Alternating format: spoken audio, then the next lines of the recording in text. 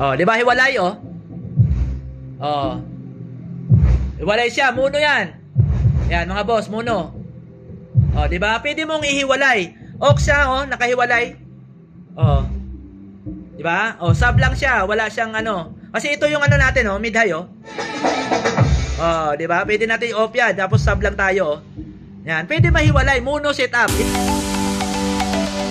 Welcome to my vlog. Today's video, ito gagawa ako ng video or content dito sa all-in-one version 2 namin sa XDN Soundworks, guys.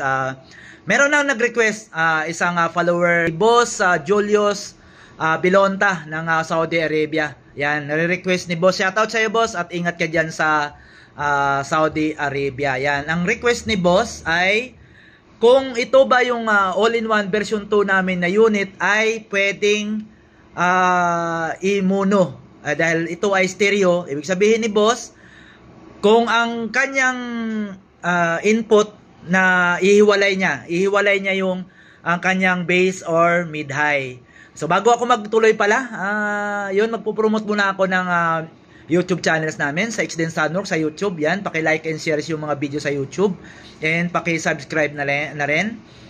Then sa main profile ko sa Facebook, yan, Marin Diala, yan, paki-like and share din yung mga videos na ina-upload ko dito sa Facebook. Yan, then paki-follow na rin ako para friend tayo mga boss. Ayun, tutuloy ko na yung request ni Boss Julius Belonta ng Saudi Arabia. Yan, request niya kasi balak niya mag-o-order daw siya at kukuha siya nitong ating all-in-one version 2 sa XDN Soundworks. Yan mga boss. Ito ay ating in demand ito, yung maraming na order nitong aming unit na to. So far so good, yung mga naka-order at wala tayong naging bad feedback sa kanila. Lahat ay goods. At natutuwa yung lahat na nabigyan natin ng ating unit sa XDN Soundworks tulad nitong aming version 2 all-in-one. Yan, itutuloy natin.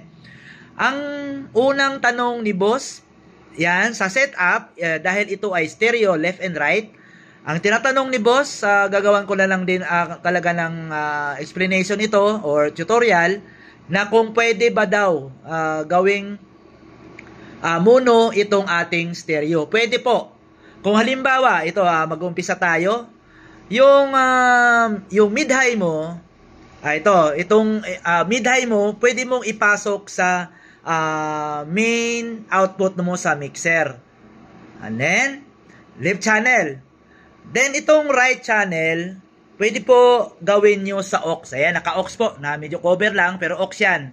Sa aux tayo mamaya magte-testing. Ayan. Mid-high, from mixer, mid-high mo is left channel, papunta dito sa left channel ng XDN o B2.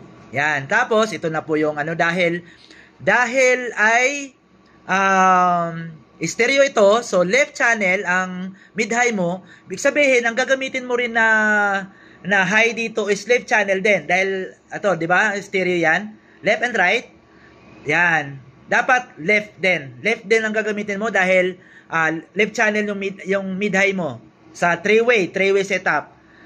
Then, ganun din sa mid. Ang gagamitin mo is left channel din. Kasi ito yung right, ito yung left. So, dahil ang signal na pumasok galing sa main output natin sa mixer is left. So, left din ang gagamitin mo sa mid. Yan na yung mid-high natin. Yan. Ito ay mono setup. Kasi nakamono ka na, hindi na stereo kasi hiwalay na ang input natin. So, yung left channel natin, input 1, is galing sa mixer, main output ng mixer. Then yung ating low, ayan, dito na tayo sa low. From ito naka-aux tayo, aux yan, aux 1, papunta dito sa right channel ng ating XDN all-in-one na B2. Ayan. So kung right channel, ang natin, yung sub natin is right channel din tayo mag-out. Ayan, right channel din tayo mag-out. Ito yung left ng low, ito yung right ng low. So dito tayo mono. Ayan, mono na po tayo. Papunta po sa amplifiers na natin yan. Ngayon, dahil mono, so kung kukulangin po kayo sa halimbawa kung ang gamit nyo ay sa setup sa low nyo is dahil nakamono, pwede po mag-link doon sa amp. Maglilink kayo or pwedeng mag-link, ayun, ano ko na lang, idagdag ko pwedeng mag-link sa amplifiers or magwa-Y connector kayo. Ibig sabihin, ang Y connector is from dito. So, meron akong pang Y connector niyan. Papakita ko na rin sa inyo yung ating ginagamit na Y connector. Ayan. Ito. So, ito yung Y connector ko na gawa ko lang din yan. Yan, Y connector, dalawa. Yan, dalan. Ano ko lang, oh. Tapos, ang female niyan is, yung male niyan is dalawa. Yan, dalawa, papunta sa amplifiers. Then, yung ating female, ito. Di ba? Ito yung papunta dito. Pwede rin yan. Y connector ang gagamitin nyo. Para split from mono, mag-stereo siya. Ito, mag-stereo siya. Ayan, no? Ayan, mag-stereo siya. Mono, stereo. Pwede rin po yan. Pwede din po. Ang halimbawa, kung dalawang naka-parallel yung signal doon sa dalawang amp ng sub nyo, ito yung papunta sa isang amp, tapos parallel or bridge, ganun. Tapos itong isa is papunta din sa isang amp. Mono, stereo. So dalawa, split signal siya. From dito, mono, tapos split sa dalawa. So pwede rin.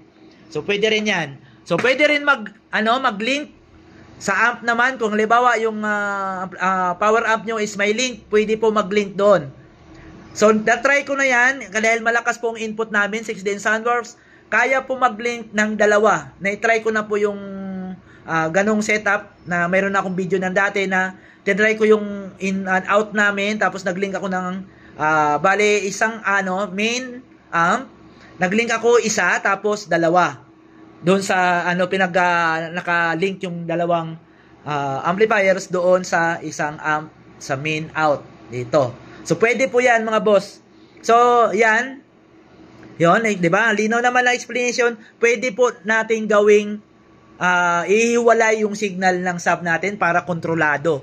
Kontrolado natin yung ang signal ng ating sub. Pwede kang mag-out sa aux or aux 1 or aux 2. Then ang setup is mono. Then po, ganun din po ang gawin natin dito. Ang high mo is kung dalawang amplifiers, magmumuno ka, tapos yon yung ganun din ang gagawin mo dito kung gusto mo ng Y connector, yung mono to stereo splitter. Ayan, tawag dito, mono stereo splitter. Ganun din sa mid mo, kung tigdalawa ang mo. Mas maganda ito. Mas malakas po kasi direct. Sa depende po kasi sa mga amplifiers na may link sila, link out. Depende po yan kung malakas ang link nila.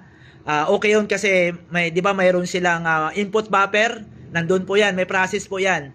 So, depende sa amplifiers na magagamit nyo sa sub or mid or high. So, the best pa rin kung gamit na lang kayo ng mono, stereo splitter or Y connector. Yan. Ito, gawa-gawa ko lang yan. Hindi ako bumibili. Gumagawa. Lahat ng ko na yan, gawa ko lang yan. Para hindi na tayo bibili. Yan, mga boss. So, doon sa tanong ni Boss Julius sa Belonta, yan, nasagot ko na. Pwede po, boss. Mas maganda kasi, kung ihiwalay mo, kasi mga boss, tulad niyan, kung pareho, ang pinakadabis talaga na setup, kung gusto mo talaga hindi magsasapawan ang mid at high mo at saka low, mas maigi ang sub mo is nakahiwalay or naka-aux 1 or aux 2 para po mapalutang nyo. Kasi kung ito kasi sa setup natin, pag itong tatlo na to, yung low mid high natin ay nagsasapawan, dapat ito mga boss, explain ko, dapat pag nag-setup ka, malakas dapat ang sub mo sa mid. Hindi pwedeng mas malakas ang mid sa sub. Kung lulubog ang sub mo, pangit yan. So, mas maganda, yung sub mo is lutang dito. Then, yung mid mo dapat ay hindi sinasapawan ng high. Dapat ang high mo is kunti lang ang ano niya, mas lamang dito. Para kung nagbo-vocals, hindi lubog, hindi mawawala yung vocals. Pag ito kasi pinagparehas mo 'yan, mawawala po yung frequency ng doon. Magsasapawan po rin dalawa, ang high at saka mid mo na frequency. So kung pag gusto mo pakapalin yung vocals mo, mawawala, ninipis. Kasi kakainin nito. So dapat ang mid mo ay mas lamang sa high. Hindi high ang lamang sa mid. Dapat ang sub mo ay lutang sa mid. Tapos yung mid mo ay dapat lutang sa high. So dapat ganun ang tamang proseso ng pag-balance ng frequency para po maging itama mo yung tunog mo. Na-explain ko, mono setup. Yung mid-high natin ay galing sa min-out ng mixer. Yan, sa ating, ito lang kasi pang testing natin na mixer. Tapos, ito yung setup natin, mono. So, pwede natin ituloy yung ating explanation kay boss Julius Belonta. Yon, boss. Ito po ay mono. Yung left channel natin is min-out. Ayan, off ko muna yung sa aux natin. Iti-testing ko na lang din para diretso na tayo para marinig nyo rin yung mono setup na hiwalay ang sub natin sa B2 natin. Ayan. Ito, mag-play tayo ng music muna. Ayan. Ayan. Tapos, tayo ng konti. Ayan. Ito, mid-high muna. Sa left channel muna tayo, sa min-out. Ayan, min-out natin. Ito yung natin. Ayan. Ayan po. Yan. Mid-high lang po yan, mga boss. Mid-high lang po. Mid-high. Ayan. Then, ayan ang mid-high natin. Wala tulang sub, di ba? Ito. Isa-sub na natin ngayon. Off natin yung sa min-out. Tayo ng aux. Konti lang. Then, ito yung natin sa aux. Ito na po. Di ba? Hiwalay,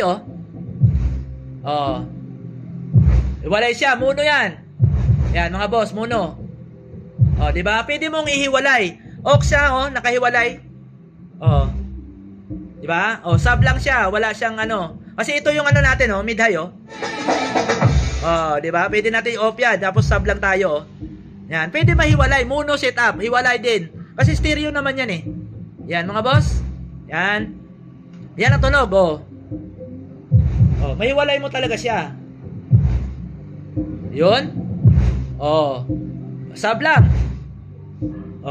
Ngayon, lalagyan na natin ng mid-high sa ayan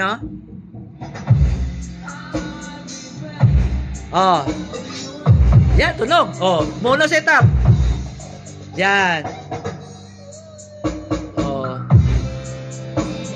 Diba? Maganda ang pag lamang ang pwede mo pa lamangin yung sub mo. Diba? Yan ang ating mono setup. Boss Julius Belonta, yan na po, mono setup. Galing sa aux yung ating sub, tapos main output yung ating mid-high. Ayun. Yun, ang ganda tunog, Ayan, yan ang talaga. Yan ang ng ating version 2 all-in-one. Hindi talaga magpapaiwan yan, mga boss. Yan nyo naman tunog.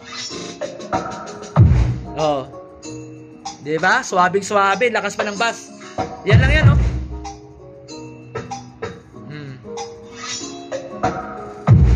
Yun. Ayan. Diba? Yan. Sana nakapagbigay ako ng konting doon sa request ni boss na natugunan ko yung request ni boss Julius Belonta ng Saudi Arabia. Yan, boss. Ang ating setup is mono. Ayan. So bago ako magtapos, magpo-promote uli ako ng YouTube channels namin sa Extensado sa YouTube. Yan. Paki-like and share sa mga videos.